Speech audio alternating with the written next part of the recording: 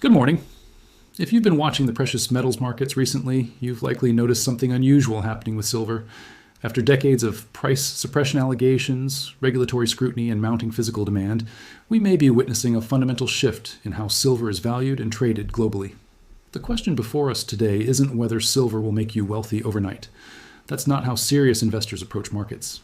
The question is this: are we watching the beginning of a structural change in the silver market that could redefine pricing mechanisms for years to come?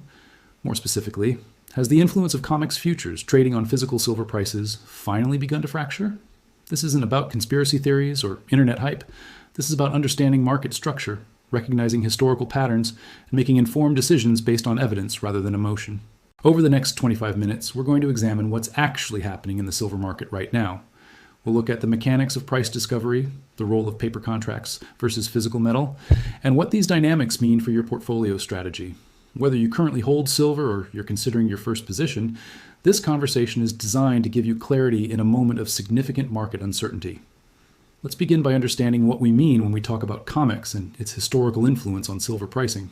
The commodity exchange, known as COMEX, has served as the primary price discovery mechanism for silver in North America since the 1970s. When financial media reports the price of silver, they're typically referring to the spot price derived from COMEX futures contracts.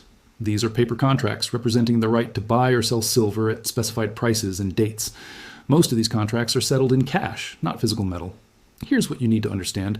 The vast majority of COMEX silver trading involves participants who never intend to take physical delivery. Investment banks, hedge funds, and algorithmic traders use these contracts for speculation, hedging, and arbitrage. The actual metal often becomes secondary to the financial engineering. This system has worked reasonably well for decades. It provides liquidity, enables price discovery, and allows commercial users to hedge their exposure. But it also created a vulnerability. When paper contract volume dramatically exceeds available physical supply, the pricing mechanism becomes increasingly theoretical. Think of it this way. Imagine a theater that sells tickets. As long as most ticket holders don't actually show up, the theater can sell more tickets than it has seats. The system functions smoothly until everyone decides they want to attend the same performance. Suddenly, the paper promises exceed physical capacity. This is the fundamental tension that has existed in silver markets for years. The ratio of paper claims to physical metal has grown substantially. Recent estimates suggest that paper silver claims may exceed immediately available physical inventory by ratios of 100 to 1 or higher, depending on how you calculate available supply. For years, critics have argued this creates artificial price suppression. Defenders counter that futures markets require leverage to function efficiently. Both perspectives contain elements of truth, but what matters now is whether this system is beginning to show structural cracks. Several concurrent developments suggest we may be approaching an inflection point in how silver is priced globally. First, we're seeing persistent tightness in physical markets. Dealers report extended delivery times. Premiums over spot price have remained elevated for retail products. This isn't a temporary shortage caused by a viral social media campaign. This is sustained, structural demand meeting constrained supply chains.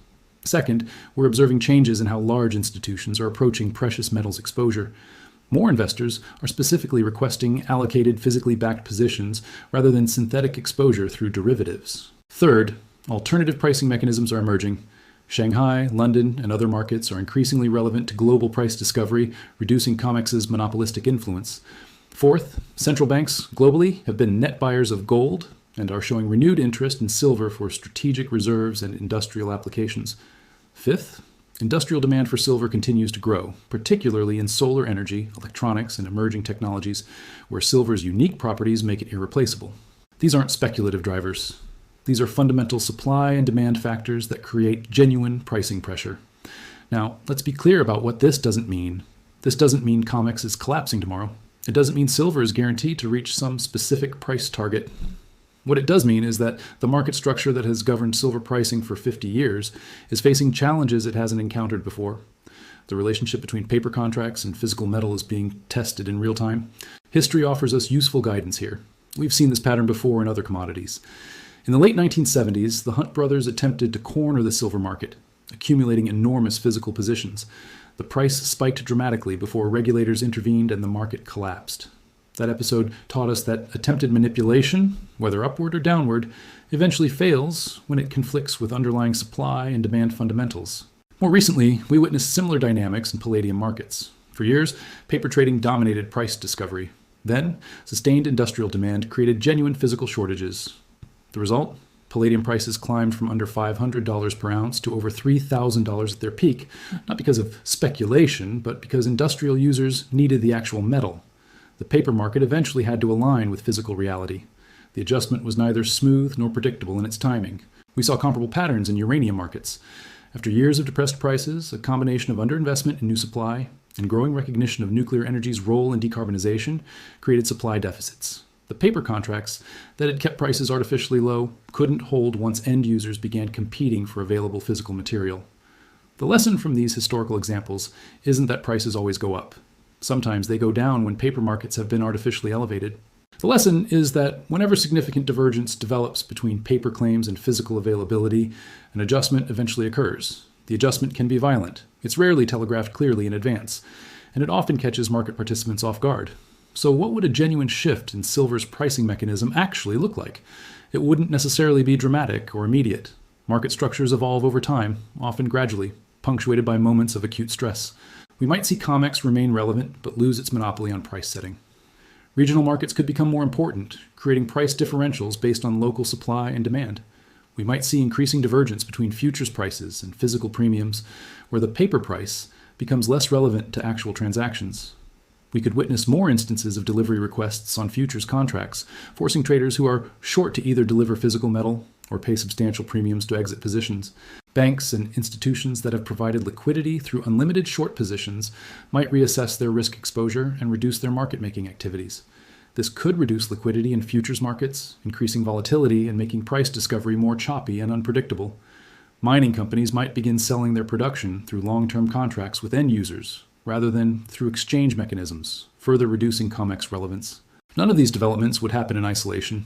They would likely unfold in combination, reinforcing each other in ways that are difficult to predict precisely. The key point is this: a market structure change doesn't require conspiracy. It simply requires shifting incentives and changing perceptions of risk among market participants. When enough participants decide that paper claims are no longer adequate substitutes for physical possession, the entire system must adjust. Let's talk about where we are in the broader market cycle and what that means for silver specifically. We've been in an environment of unprecedented monetary expansion for over a decade. Central banks globally have expanded their balance sheets to levels that would have been unthinkable a generation ago. Initially, this liquidity flowed primarily into financial assets. Stocks, bonds, and real estate absorbed the monetary expansion while commodity prices remained relatively subdued. But monetary cycles are long. The effects of money creation don't always appear immediately or where we expect them. Now we're seeing inflation pressures that central banks struggle to control without triggering financial instability. This creates a challenging environment for policymakers. In this context, hard assets that can't be printed or created through financial engineering become psychologically attractive to investors seeking wealth preservation. Gold has already experienced this shift in perception. Institutional acceptance of gold as a legitimate portfolio component has grown substantially. Silver, despite its industrial applications and smaller market size, has lagged this institutional adoption. That's beginning to change. Here's what you need to understand about market psychology. Shifts in institutional perception are slow to develop, but powerful once they take hold. When major pension funds, sovereign wealth funds, and family offices decide that physical silver belongs in a diversified portfolio, the available supply cannot accommodate that demand at current prices. The silver market is simply too small. Total above-ground investment-grade silver inventory represents a tiny fraction of global financial wealth. If even a small percentage of global investment capital decides to allocate to physical silver, the pricing implications are substantial. This isn't speculation. This is arithmetic based on market sizing and supply constraints. If you currently hold physical silver or silver-backed investments, you're facing a different set of considerations than someone building a new position. First, resist the temptation to view recent price movements as validation to increase your exposure dramatically. Confirmation bias is dangerous in investing. The fact that your thesis may be playing out doesn't mean you should abandon disciplined position sizing. If anything, this is when discipline becomes more important. Second, evaluate the form of your silver holdings. Do you own physical metal in your possession, allocated storage with clear title, unallocated positions with counterparty risk? If we're genuinely entering a period where physical possession becomes more valued than paper claims, the structure of your holdings matters enormously.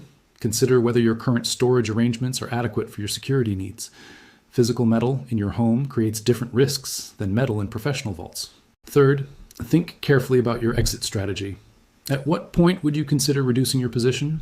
What conditions would need to change? Many silver holders have no clear framework for taking profits. They simply assume they'll know when the time is right. That's not a strategy, that's hope.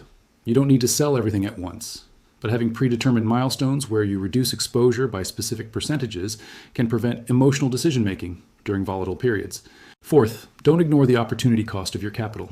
If silver comprises an outsized portion of your net worth, you're making an enormous concentrated bet, regardless of your conviction. Diversification isn't about lacking confidence in your thesis. It's about acknowledging that the future is uncertain and that your analysis, however thorough, could be incomplete. Fifth, stay informed but don't become obsessed. The daily price movements are noise. The structural developments we've discussed unfold over months and years, not days and weeks. Checking prices constantly creates anxiety and often leads to impulsive decisions. Set regular intervals to review your holdings and stick to that discipline. Finally, remember that you've already made the most important decision. You allocated capital to silver when others dismissed it. You don't need to be a hero. You need to be prudent. If you're considering your first silver investment or adding to a small position, your situation requires different thinking. First, understand that you're potentially entering during a period of transition. This creates both opportunity and risk. Markets in transition are volatile. Prices can move sharply in both directions as the new equilibrium gets established. Are you prepared for that volatility, both financially and emotionally? Second, be extremely careful about timing. The worst investment decisions are often made during periods of excitement when prices have already moved substantially. If silver has recently surged, that doesn't necessarily mean you've missed the opportunity, but it does mean you need to be more patient about entry points. Consider scaling into a position over time rather than committing all your intended capital at once. This reduces the risk of buying at a temporary peak. Third, decide in advance what percentage of your investable assets you're willing to allocate to silver. For most investors, precious metals should represent a minority position. A common framework suggests 5 to 15% of a portfolio for all precious metals combined. Within that, silver might represent a portion based on your risk tolerance and outlook. There's no universal right answer, but there is a wrong approach, having no clear limit and simply adding more as excitement builds. Fourth, choose your investment vehicle carefully.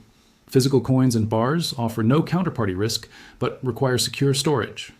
ETFs provide liquidity, but introduce tracking error and management fees. Mining stocks offer leverage to silver prices, but come with company-specific risks and operational challenges. Futures and options provide maximum leverage, but are inappropriate for most individual investors. Each approach has trade-offs. Your choice should align with your investment timeline, risk tolerance, and practical circumstances. Fifth, educate yourself thoroughly before committing capital. Understand the factors that drive silver prices, both industrial and monetary. Read broadly, understand bear cases as well as bull cases. The best investors can articulate arguments against their own positions. Sixth, be wary of anyone promising certainty about silver's future price.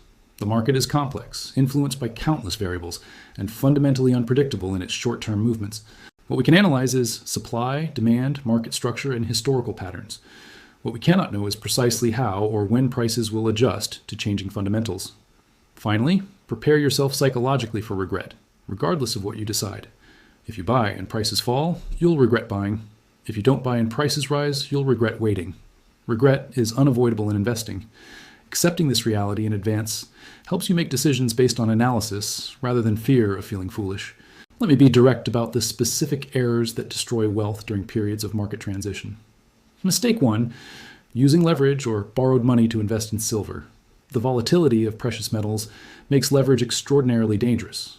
A 20 or 30% correction, which is entirely normal in silver markets, can wipe out a leveraged position completely. There's no recovery from total loss. If you can't afford to buy silver with cash, you won't need for years. You can't afford to buy silver at all. Mistake 2, abandoning diversification in favor of concentration. Some investors become so convinced of silver's potential that they allocate the majority of their net worth to it. This is speculation, not investing. It may work, it may not. But it's gambling your financial security on a single outcome. No matter how compelling the analysis, the future remains uncertain.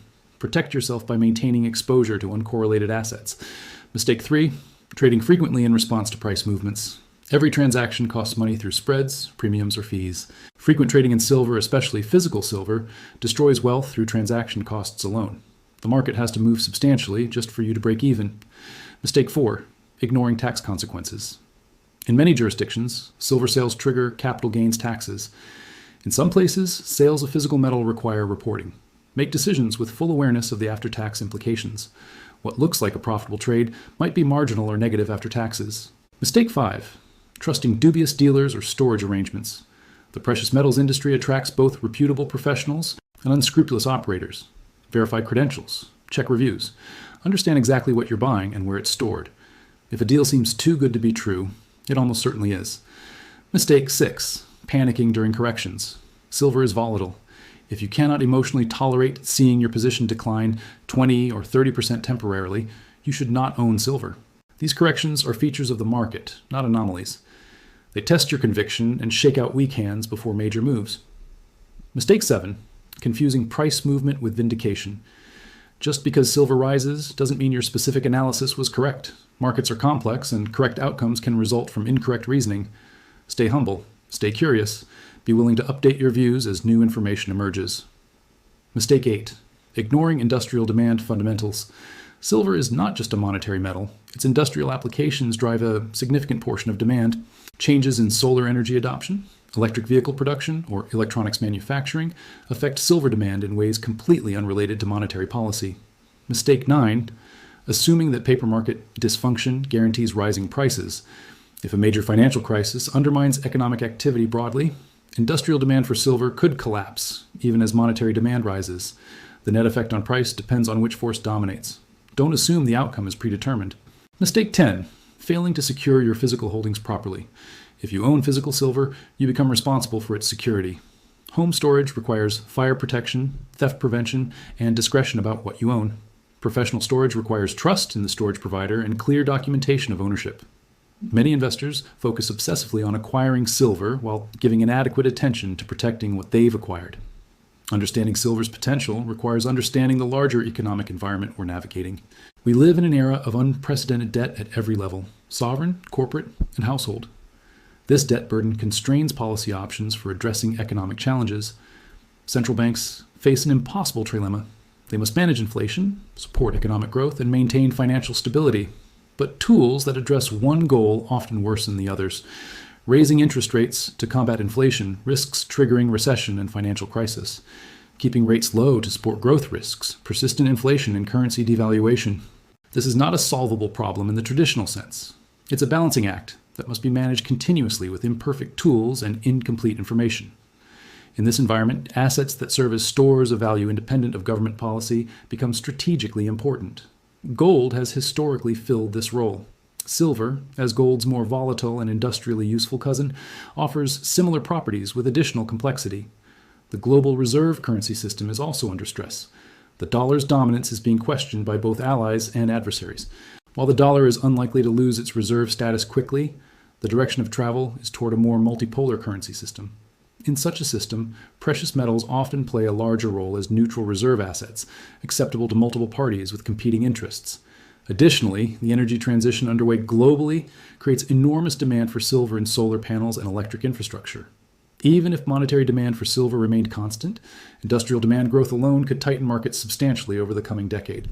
These are not short-term trading catalysts. These are multi-year structural forces that create a favorable backdrop for silver as an asset class. But favorable backdrops don't guarantee positive returns.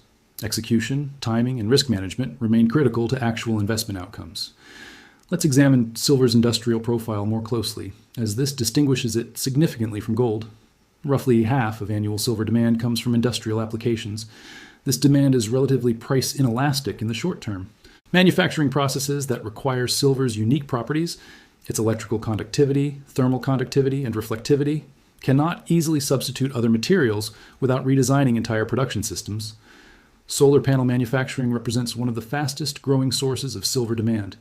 Each panel requires approximately 20 grams of silver for electrical contacts.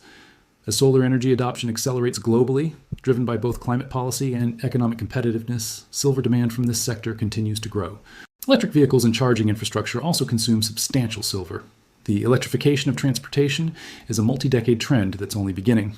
Medical applications leverage silver's antimicrobial properties. Electronics manufacturing uses silver in countless components and connections. This industrial demand creates a price floor effect. Even if investment demand weakened substantially, industrial users would continue purchasing silver for production. Conversely, if investment demand surges while industrial demand remains strong, the supply available for investment becomes quite limited. Here's a critical point. Industrial users are price takers, not price makers. They must acquire the silver they need regardless of price, within broad limits. If silver prices double, a solar panel manufacturer's costs increase, but the impact on the overall panel price might be only a few percentage points. They'll pay the higher price rather than halt production. This creates buying pressure that reinforces price moves once they begin. Understanding this dynamic helps explain why silver can experience explosive price movements. The combination of investment demand and inelastic industrial demand creates the potential for supply crunches. A balanced analysis requires examining arguments against the silver bull case. Skeptics argue that paper markets have successfully managed silver pricing for decades and will continue to do so. This view holds that COMEX and similar exchanges provide adequate price discovery regardless of paper-to-physical ratios. This argument has merit. Market structures are remarkably resilient and can persist far longer than critics expect.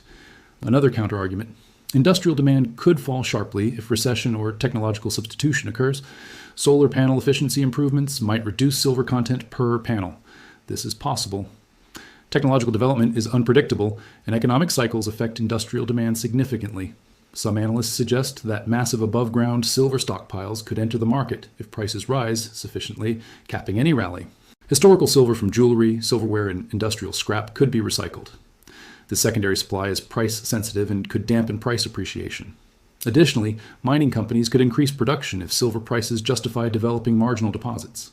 Supply is not fixed. It responds to price signals over time. Critics also point out that silver has failed to break out durably many times before. Perhaps this time is no different, and prices will eventually retreat as they have historically.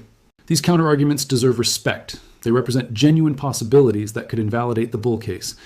The honest answer is that we don't know with certainty how these competing forces will resolve. Markets are complex adaptive systems that defy precise prediction. What we can say is that the structural setup currently favors silver, but structures can persist in disequilibrium longer than seems rational. The prudent approach acknowledges both the potential and the risks, sizing positions accordingly rather than making all-or-nothing bets. Let's discuss the psychological challenges you'll face regardless of your investment decisions regarding silver.